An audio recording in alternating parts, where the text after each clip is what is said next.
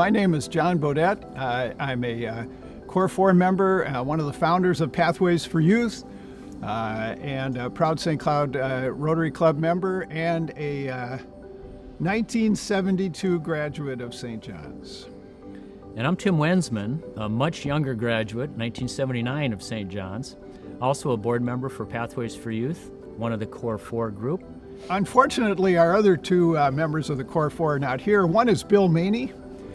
Bill is a businessman in St. Cloud and a Rotarian, past district governor in Rotary, and he is a Tommy. Steve Bresnahan, who's been the executive director for Catholic Charities, also a St. John's graduate. And Steve Bresnahan and John and Bill and I are the four that have really been working hard on trying to get Pathways for Youth up and running. My experience at St. John's, again being a liberal arts education, was the fact that it exposed me to a lot of different things. I came from a smaller town, got a science background. As I've applied that science background, I moved into the chicken business with Golden Plump. So I was an executive vice president for Golden Plump and had experience in many, many disciplines of business. With St. John's offering that opportunity to learn many different things relative to a liberal arts education, and then myself meeting my wife and other people in this community, that the world is so big in so many ways that you can learn and continue to help because of those learnings. When I moved into community journalism, that was the thing that really, I covered this community for 45 years as managing editor or executive editor of the Times, saw the community transform, and also saw these kind of situations happen, and really felt the need to do something.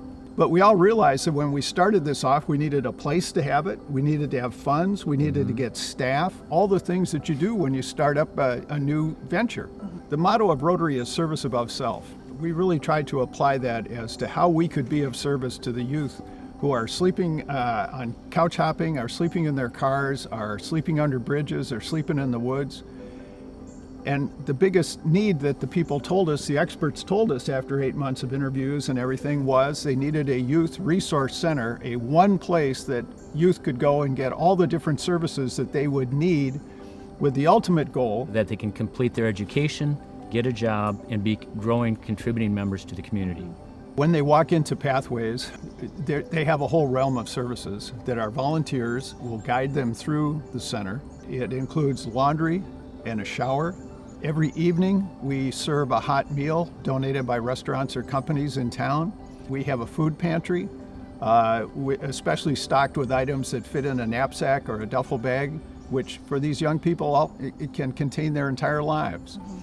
We have a clothes closet, which contains clothing, shoes, all kinds of stuff for everyday wear, and also to wear to job interviews or to wear to work. One of our Rotarians, Dr. Tom, has been so wonderful. He comes up once a week to do office hours, does some exams with the young people, and helps plug them into the Centricare health system in town.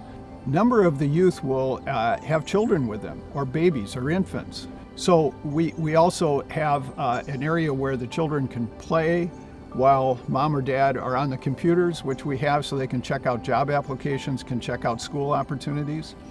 We have caseworkers from Catholic Charities who meet with the youth every time they come up. It's a coordinated point of entry for youth where they can find their way out of homelessness, and they can come to our location and to be able to have access to all the resources that the community has to offer. As an entrepreneur, you need to listen to learn, because I think what we realized is that this was a whole new area that none of us had experience in.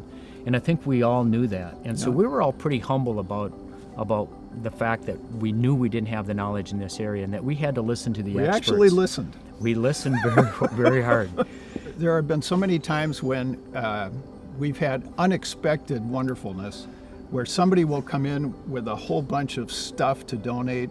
One of our first youth got a job, and one of the first things they did with their first paycheck was go and buy a bunch of stuff to donate to Pathways. They were so grateful to the help they received at Pathways, and they've done that twice. So all of a sudden they come up and there's this great big cart full of stuff on our needs list that we need. When we had our community open house, I had a conversation with one of our outreach workers who we had dealt with from day one on asking advice, what do we need, what should we do?